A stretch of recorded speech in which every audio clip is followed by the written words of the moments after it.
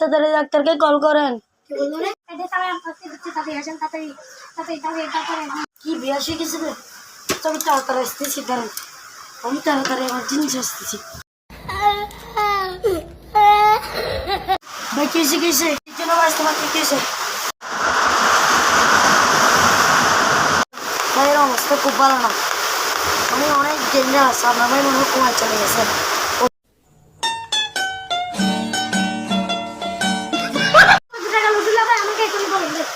আমি এখন থেকে 5,000 টাকার মতো তো লাগবে।